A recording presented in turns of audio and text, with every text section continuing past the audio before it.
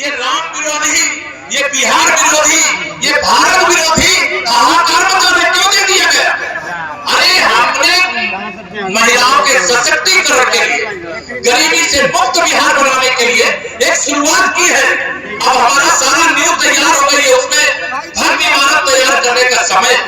मैं आप सब लोगों से आज यहाँ पर कहने वाले बिहार का चुनाव ध्यान रखना कि केवल बिहार में एनडीए की फिर से श्री नीतीश कुमार जी के नेतृत्व में सरकार बनाने के लिए ही चुनाव नहीं है। ये नीतीश जी के नेतृत्व में सरकार बनाने के बाद भारत को मजबूत बनाने का चुनाव है। ध्यान रखना, मोदी जी के हाथों को मजबूत बनाने का चुनाव है। लोकसभा के चुनाव के समय लोगों ने दुष्प्रचार किया कि संविधान खतरे में पड़ जाएगा। पिछले कुछ सीटों में इन लोगों ने सफलता प्राप्त कर लिया, बिहार में भी, हमारे उत्तर प्रदेश में भी। लेकिन इस समय से जनता को देर नहीं लगी। लोकसभा चुनाव के बाद हरियाणा का, महाराष्ट्र का, दिल्ली प्रदेश का विधानसभा चुनाव होगा और तीनों राज्यों में कमल का फूल खिल गया और वहां हमारी सरकार आप सबके आशीर्वाद से बन गई। माननीय नरेंद्र मोदी जी के बारे में मैं यही कहूंगा कि विश्वास करो तुम मोदी पर, यह नवयुग का निर्माता है। ऐसा नेता इस धरती पर एक बार ही आता, एक बार ही आता। और अगर वो धरती पर आए हैं, पूरे भारत को अपना परिवार मानते हैं और पूरा भारत उनको अपने परिवार का सदस्य मानता है। आपको लगता है कि नहीं कि हमारे परिवार का मुखिया मोदी जी, जो बच्चे हैं उनको लगता है कि नहीं कि हमारे अभिभावक हैं, जो बड़े हैं सबको लगता है, आपको लगता है कि नहीं लगता? बताओ तो अपना को लगता है कि नहीं लगता? श्री लालू यादव जी से पूछो कि उनको क्या लगता है, तो उनको बिहार अपना परिवार नहीं लगता। उनको अपना परिवार उनका है तेजस्वी यादव एंड कंपनी, उनको वो बिहार लगता है। लेकिन श्री नीतीश कुमार जी को पूरा बिहार अपना परिवार लगता है। अब नीतीश जी के बारे में आपको क्या बताऊं, मैं तो एक महीने से लगभग आया हूं, इतना आदर सम्मान है उनका। उन्होंने अपना पूरा जीवन समर्पित कर दिया बिहार के विकास के लिए, बिहार के उत्थान के लिए, बिहार के सम्मान के लिए। अब उनके सम्मान को बढ़ाने का समय आया और सम्मान बढ़ाने की ताकत आपके हाथ में।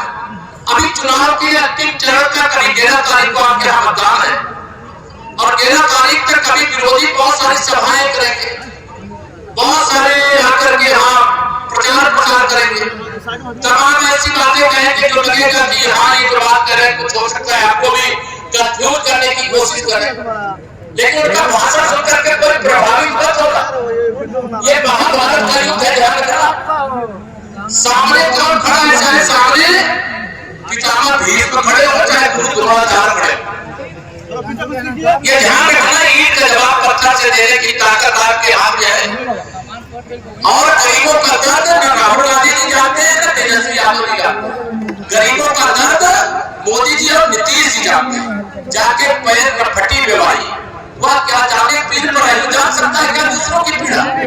अगर आज देश के 4 करोड़ गरीबों के प्रधानमंत्री आवास बने और 50 लाख सामने में, बहुत लंबी बातें नहीं करूंगा, एक सभा हो रहे और उस सभा के बाद माननीय प्रधानमंत्री जी बिहार में है, अभी पटना में उनका साइकिल रोड शो है। मैं आप सबसे यही अपील करूंगा, आप वोट नहीं दे रहे हो, वोट के रूप में कर्ज देने का काम कर रहे हो और उस कर्ज को ब्याज के साथ अदा करने के लिए माननीय संजय जी भी हैं, माननीय सतीश जी भी हैं और नारायण जी, जिनको आप अभी विधायक नारायण प्रसाद जी को बनाने वाले हो, वह भी है। मैं आप सबसे, मैं उत्तर प्रदेश से आया हूँ। आज मुझे सौभाग्य कि मैं आपके बीच में, मैं 14 तारीख के बाद भी आना चाहता, लेकिन एक निवेदन करके जा रहा हूँ। माननीय प्रधानमंत्री जी ने अगर मुझे बिहार के अंदर आप सबके बीच में भारतीय जनता पार्टी और एनडीए के प्रचार प्रसार का दायित्व सौंपा, मैं अपनी तरफ से कोशिश करूंगा। मैं एक कार्यकर्ता हूं और कार्यकर्ता के नाते मैं अपने कार्यकर्ताओं के सम्मान से कभी समझौता नहीं करता। मैं आपका सर नहीं झुकने दूंगा और ये नेतृत्व आपका सर नहीं झुकने देगा। और आज से मेरी अपील है कि अगर हम भी यहाँ पर आए हैं तो आप मेरा भी सर ऊंचा करने का काम कर दोगे, कर दोगे। रिकॉर्ड आज से एक निवेदन और कि आज प्रत्याशी ये मान लेगा कि प्रत्याशी नारायण प्रसाद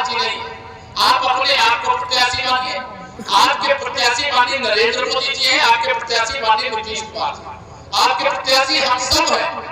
मेरा बूथ सबसे मजबूत, मैं यूपी में नारा लगाया करता था 100% वोट में से 60% वोट हमारा है, 40% वोटों में बंटवारा है और बंटवारे में भी हमारा। तो लोग पूछते थे क्यों बंटवारे में आपका है, हमने कहा हम सबका साथ सबका विकास करते हैं। सरकार में आने के बाद हमने उनका भी घर बनाया है जिन्होंने हमें वोट नहीं दिया था, हमने उनका भी राशन दिया है जिन्होंने हमें वोट नहीं दिया था, हम उन बीमारों का इलाज भी किए हैं जो हमको वोट नहीं दिए थे। आप सब उनके बीच में जाइए, अगर सरकार की योजना सभी को देने में कोई भेदभाव नहीं किया जाता तो कमल खिलाने में, एनडीए को जिताने में कोई भेदभाव न करे। ऐसी मेरी ओर से भी अपील, मोदी जी की ओर से अपील, नीतीश जी की ओर से अपील, चिराग जी की ओर से अपील, उपेंद्र कुशवाहा जी के चंद्रबाबू मांझी जी की ओर से, सबकी ओर से अपील लोगों तक पहुंचाने का काम कर दीजिए। यह चुनाव भारत के उज्जवल भविष्य शुरुआत है, ये विरोधी टकटकी लगाए हुए, उनको लगता है अगर बिहार में किसी तरीके से जंगल राज आने का मौका मिल जाए तो फिर देश के अंदर उपद्रव शुरू कर दे। लेकिन मैं उनको कहता हूँ जिन माननीय नरेंद्र मोदी जी के नेतृत्व में जम्मू कश्मीर से 370 हट गई, जिनके नेतृत्व में रामलला के जन्मस्थान पर 500 साल बाद राम पे मंदिर बन गया, जिनके नेतृत्व में सरकार बनने के बाद आतंकवाद अंतिम सांस ले रहा है, जिनके नेतृत्व में सरकार बनने के बाद नक्सलवाद खत्म होने जा रहा है, जिनके नेतृत्व में सरकार बनने के बाद गरीब के जीवन में भी खुशहाली। मैं भी एक गरीब परिवार से आता हूं, मुझे मालूम है गरीबी का बरसात का महीना हो, कच्चे घर में रहने वालों का दर्द वही जान सकता है जो कच्चे घर में रहा होगा, लेकिन जो पक्के घर में रहा है वो कच्चे घर में रहने वालों का दर्द नहीं जान सकता। माननीय मोदी जी ने जिस समय प्रधानमंत्री उज्ज्वला योजना शुरू की, एक बगल में आपके बलिया से शुरू की, उन्होंने कहा जब मैं छोटा था मेरी माँ भोजन बनाती थी, धुआं इतना होता था कि ना मैं माँ को देख पाता था और ना माँ मुझे देख पाती थी। इसलिए उन्होंने संकल्प किया कि जो गरीबी के कारण मेरी माँ ने दुख सहा है, अब मैं देश का प्रधानमंत्री हूँ, इस देश की गरीब माँ बहनों को वह दुख नहीं सहना पड़ेगा। इसके लिए प्रधानमंत्री उज्ज्वला योजना उनके घर में भी शौचालय नहीं था, वो जब प्रधानमंत्री आवास में आए उन्होंने कहा अगर मैं इतने बड़े आवास में रहता हूँ तो मेरे गरीबों का भी पक्का घर होना चाहिए। इसके लिए प्रधानमंत्री आवास योजना शुरू की। गरीबी के कारण, भूख के अभाव में, भूख के कारण कितना शोषण गरीबों का होता था तो हम सब लोग जानते हैं। इसलिए प्रधानमंत्री गरीब कल्याण अन्न योजना शुरू किया और एक देश को संदेश दिया, न खाऊंगा न खाने दूंगा, और जिसने भी मेरे देश को लूट करके खाया, मेरे गरीब को लूट के खाया, मेरे बिहार को लूट करके खाया, जांच कराएंगे, पाई पाई वसूल करके देश की और गरीब की और बिहार की भलाई में लगा देने का काम करेंगे।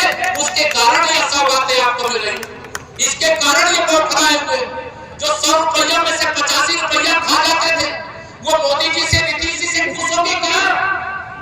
जो खुलेआम जमीनों पे कब्जा कर लेते थे, किसी की बहन बेटी को उठा लगाते थे, अपहरण को उद्योग बना करके चलाते थे, बम और कट्टा और बंदूक फर्जी बनाने की फैक्ट्री चलाने का काम करते थे, वो उनका उद्योग था। वो क्या बिहार का भला कर सकते हैं क्या? वो नौजवानों के हाथ में बम पकड़ा सकते हैं, कट्टा पकड़ा सकते हैं, उनको रोजगार का भी नहीं दे सकते। इसलिए मैं आप सब लोगों से यहाँ पर विनती करूंगा कि आने वाली 11 तारीख को होने वाले बिहार विधानसभा के चुनाव में ये जाति बिरादरी सबसे ऊपर उठ करके एक ही बात देखना कि मोदी जी और नीतीश जी अगर जातिवादी नहीं, वो राष्ट्रवादी है, अगर वो विकासवादी है, वो बिहार का विकास करना चाहते हैं, देश का विकास करना चाहते हैं, गरीब को अमीर बनाना चाहते हैं, हर बेरोजगार को रोजगार देना चाहते हैं, तो उनके हाथों को मजबूत बनाने का काम आप सब करिएगा। यही विनती करने के लिए, प्रार्थना करने के लिए मैं आप सबके बीच में आया हूँ और मुझे पूरा विश्वास है कि आप सब अपना आशीर्वाद देने का काम करेंगे। दोगे आशीर्वाद? दोगे आशीर्वाद? और अगर आप सब सहमत हो, जनवाले बाहर खड़े हो, अगर आप सब सहमत हो 11 तारीख को आप वोट डालना है, लेकिन मैं आप सबकी ओर से नारायण प्रसाद जी को आज ही विजय की माला पहना दूं क्या?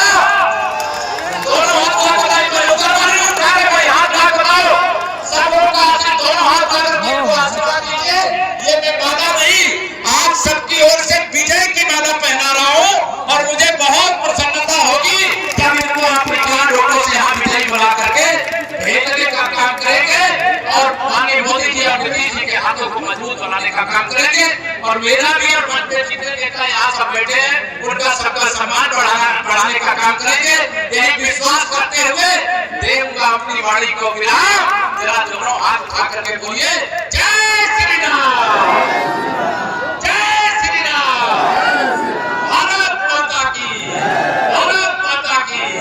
बहुत बहुत सबका धन्यवाद, बहुत बहुत धन्यवाद।